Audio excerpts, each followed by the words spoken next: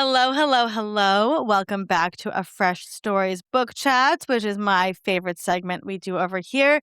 Today we have Jessica on. Jessica, I'm going to let you introduce yourself, and I cannot wait to hear about this book. Thank you so much for having me, Olivia. My name's Jessica Strawser.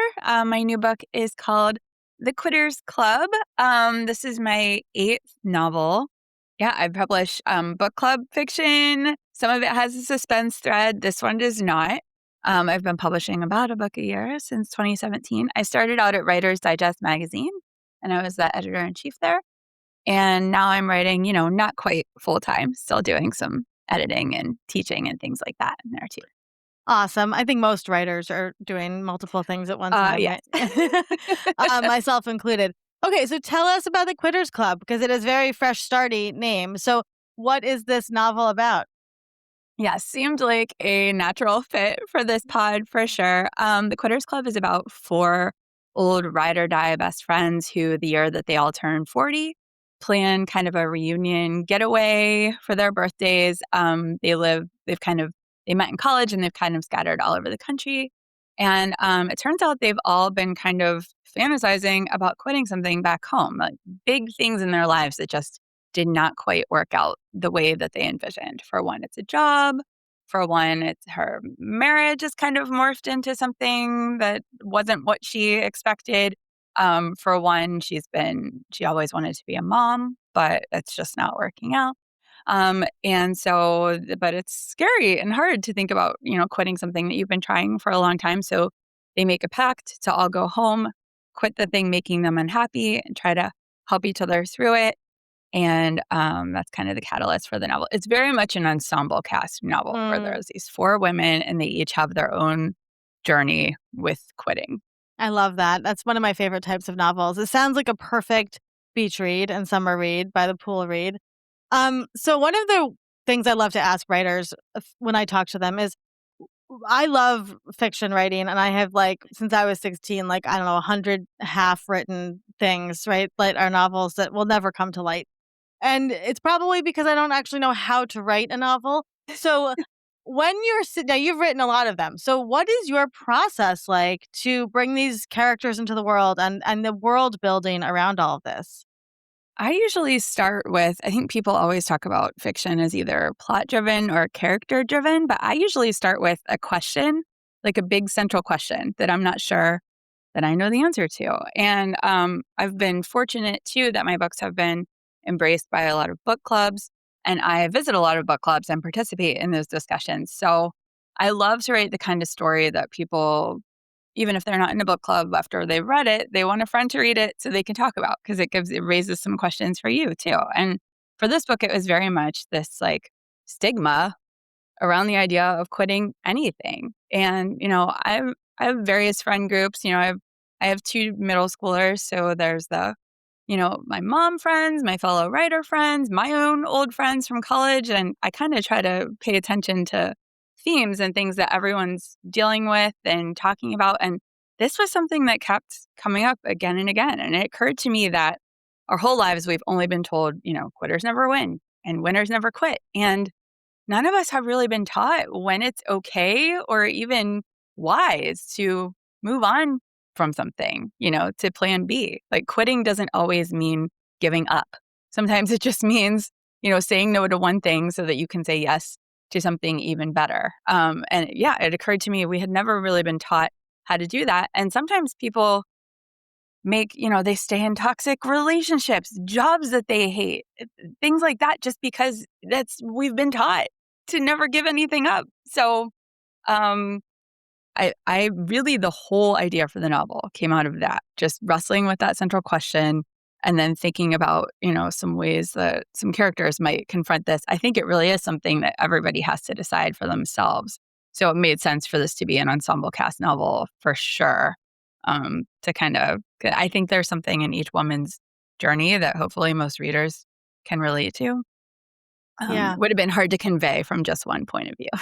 Yeah, and you bring up a point that I was going to bring up that we lack representation in novels, especially the fun kind of chick lit beach read, like you said, book club novels for women in perimenopause, right? Women in middle age. And And it sounds like this is a group of women that very much are at that place in their life that is like ready to ask those big questions. So I think a lot of people, a lot of women who read this will feel really seen and understood by these characters. There's something in the lexicon right now where I do think women, especially at a certain age, are just kind of fed up.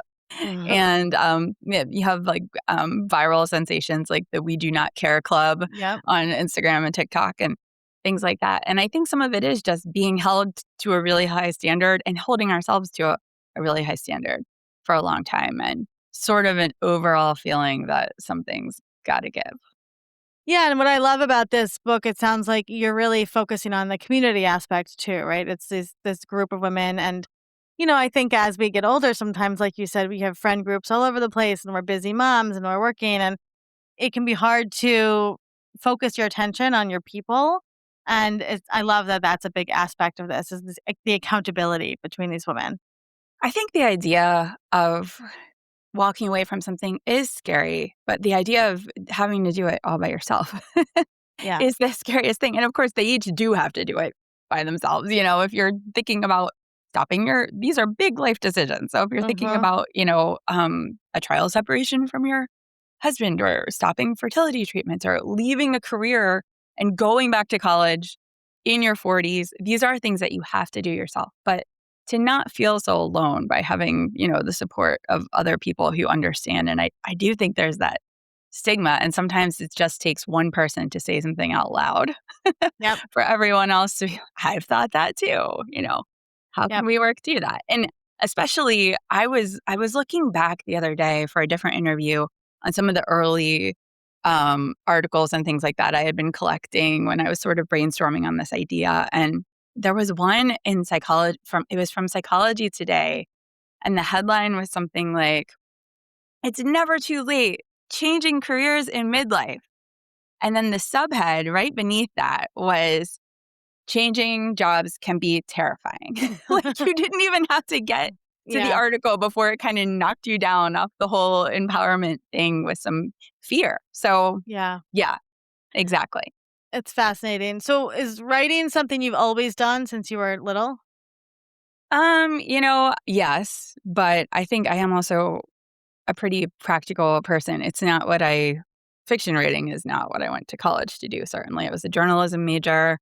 I was a magazine journalism major, which makes me sound like a dinosaur because I'm quite sure that that is not a major anymore. And the magazine industry kind of started to collapse as soon Mm. as I graduated. So I've had some of my own pivots in my life too, even though I was working for a very successful magazine right up until beyond publishing my first novel. But yeah, certainly seeing so many other changes has made me sort of pivot. But I think even when I was pursuing, what felt like a stable job and a steady paycheck and things like, well, what I like writing, what could I major in? I guess I'll major in journalism. Um, I always had a novel on my Mm. nightstand. That was always, the last thing I was reading before I went to bed every night. So it's really kind of a dream, kind of surreal to actually be doing it. Yeah. Yeah, no, and you have 8 books. Is that what you said? This is your 8th? Yeah. That's a lot of books out there in the world. That's pretty amazing. Um, who would you say is the ideal reader for this? Oh my gosh. I think any woman who is intrigued by this question, and I shouldn't even say women. I think women struggle with this in a different way because we sort of have some different expectations on it. But really, anybody who has struggled with this question, I've had people in there who actually just graduated from college reach out to me and say that they enjoyed this novel because they're already second guessing the choices that they made upon entering the workforce. I mean, sometimes it doesn't take long to realize a Yeah. path you headed down is not what you expected.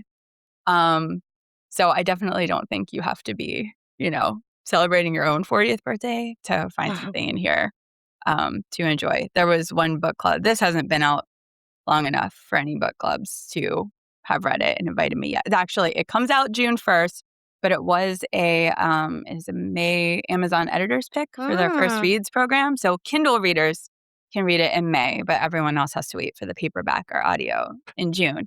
But there was one book club, they just asked me, we were talking about a different book, and they asked me what I was writing next. And when I told them about this concept, they started talking about a woman in their circle who was in med school and hated med school and was so worried about being judged for quitting med school that she withdrew and then she pretended to keep going for months.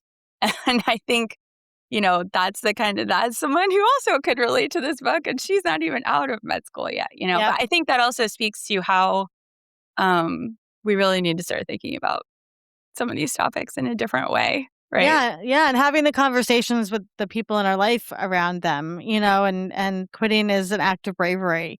It's not something to be ashamed of, for sure. It sounds amazing, Jessica. Where can people buy this in June? Anywhere, wherever books are sold. They could also get it from the library. I'm Hmm. happy for people to read it any way that they like. Amazing. Before we let you go, one of the questions I love to ask writers is if somebody's listening to this podcast and they are thinking about writing a novel, what would be some words of encouragement you could leave them with?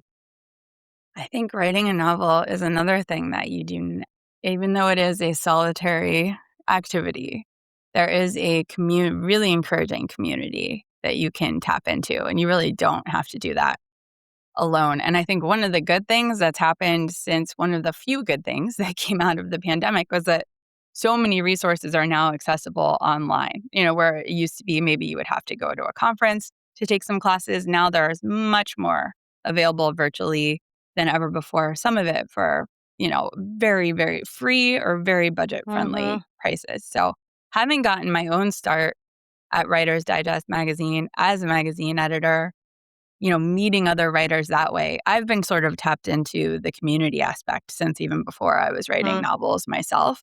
And I've seen firsthand how encouraging the community can be, not only, emerging writers and aspiring writers supporting each other, but also the number of established writers who remember all too well what it was like to be starting out and who are really generous with their time and their expertise. So I would say, subscribe to something, even whether it's a free newsletter or a magazine, something that makes you feel like a writer. Don't I love be that. shy or afraid to attend, a webinar or a conference or something for the first time. There's so much help out there, so many resources out there that you could take advantage of. You can really kind of create your own MFA program. You do not need a fancy degree. It's great if you get one, but you really just need a love of reading and writing and a willingness to practice doing it and maybe some encouragement along the way. Oh, I love that. I love that. Wise words. Thank you so much, Jessica. I cannot wait to read The Quitters Club, and we'll put the links in the show notes. I appreciate you stopping by. Thanks for having me.